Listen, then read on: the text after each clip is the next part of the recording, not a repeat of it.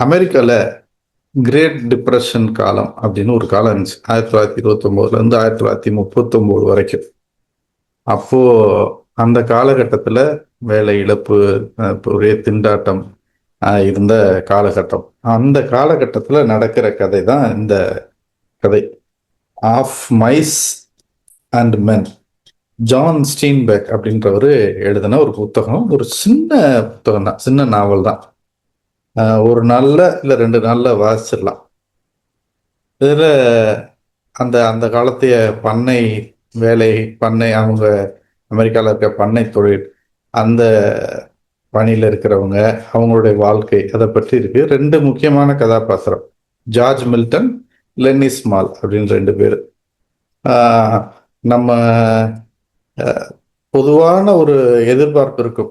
கிரிஷ்கர்னாவுடைய ஹயவதனாவை எடுத்தா கூட 2 ஆண்கள் இருப்பாங்க. ஒருத்தன் ரொம்ப அறிவானவன், புத்திசாலியா இருப்பான், உடல் பலவீனமா இருக்கும். இன்னொருத்தன் உடல் ரொம்ப வலுவுள்ள பலசாலியா இருப்பான், அறிவுல கம்மியா இருப்பான். அது மாதிரி இதுல ஜார்ஜ் மில்டன் வந்து ஒரு சுறுசுறுப்பான ஆளு, புத்திசாலி, ரொம்ப பொறுப்பா இருப்பான். லென்னி ஸ்மால் அப்படிங்கிறவன் உடல் வலிமை இல்லாதவன், ஒரு மன வளர்ச்சி குறைந்த ஒரு குழந்தை மனசுல இருக்கிற ஒரு ஆள் அப்படின்னு கூட சொல்லலாம். ஒவ்வொரு இடமா மாறி மாறி பண்ணையில வேலை செஞ்சுட்டே வருவாங்க. அவங்க 2 பேருக்குமே ஒரு கனவு இருக்கும். என்னன்னா, அவங்களுக்குன்னு ஒரு சொந்தமா ஒரு நிலம் வாங்கி அதுல சுதந்திரமா அவங்க வாழணும், ஒரு தொழிலாளியா இல்லாம. அதுல வந்து அந்த லென்னின்றவன் கனவுல அதிகமா வர்றது வந்து, அந்த முயல்லாம் நம்ம வளர்க்கும் போது அதை நான் பார்த்துக்கிறேன் ஜார்ஜ், நான் முயலை நான் பார்த்துக்கிறேன் அப்படின்னு தான் சொல்லுவான். ஆள் பெரிய ஆளா இருப்பான், ரொம்ப குழந்தை மனசு.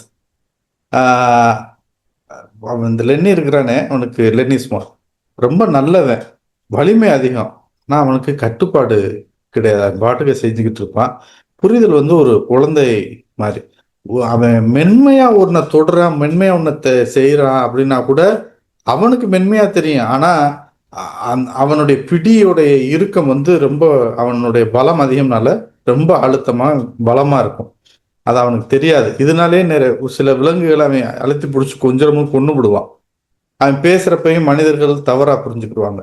இந்த 2 பேரும் உடைய பயணம், அதன் பின்னர் அவன் சேர்ற பண்ணையில இருக்கிற, நான் முழு கதையும் சொல்லலை. இந்த புத்தகம் முடிஞ்சா நீங்க வாங்கி வாட்ச் பண்ணுங்க. உலகத்துல நல்ல நல்ல புத்தகங்கள் வாசிக்கணும்னு சிலர் பரிந்துரைக்கும் போது இந்த புத்தகத்தையும் சொல்லுவாங்க. இந்த பண்ணை வேலைக்கு போறப்ப அங்க இருக்கிற மனிதர்களை பற்றிய சில ஒவ்வொருத்தரும் ஒவ்வொரு கதாபாத்திரம் வழியா நிறைய விஷயங்கள் நம்மகிட்ட கடத்துவாங்க. கண்டின்னு ஒருத்தர் இருப்பாரு, கர்லின்னு ஒருத்தவங்க, அவங்க ஒய்ஃபு, அப்புறம் ஸ்லிம்னு ஒரு ஆளு. இந்த மாதிரி கதாபாத்திரங்களை வச்சு கதை பின்னிட்டே போவாங்க. இவங்க பெரும்பாலும் ஒவ்வொருத்தருக்கும் தனிப்பட்டு பார்த்தோம்னா ஒவ்வொருத்தரும் ஒருவித தனிமையில வாழ்ந்துகிட்டு இருக்கிறாங்க. கிரேட் டிப்ரெஷன் கலந்த டிப்ரெஷன் இப்ப சொல்றாங்களே, அதுக்கு இதுல ஒவ்வொரு மனிதனும் எவ்வளவு டிப்ரெஷன்ல இருக்கிறான் அப்படின்றது நம்ம பார்க்க முடியும். கடைசியில இந்த 2 பேரும் என்ன ஆனாங்க, யாரு யாரை கொன்னாங்க அப்படின்றத நீங்க வாசிச்சு பார்க்கும்போது இதை புரிஞ்சுக்கிற முடியும். கருணை அப்படிங்கிறது ரொம்ப முக்கியமானது.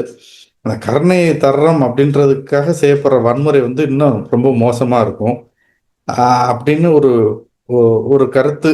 அந்த அன்பு அப்படிங்கிறதே என்ன அப்படின்றப்ப அது ஒரு பாதுகாப்பை கொடுக்குதா, இல்லை ஒரு மரணத்தின் மூலம் ஒரு விடுதலையை கொடுக்குதா அப்படின்ற மாதிரி ஒரு கேள்வியை நமக்கு முன்வைக்கிற ஒரு நாவல் தான் ஆஃப் மைஸ் அண்ட் மென் அப்படின்ற ஒரு நாவல்.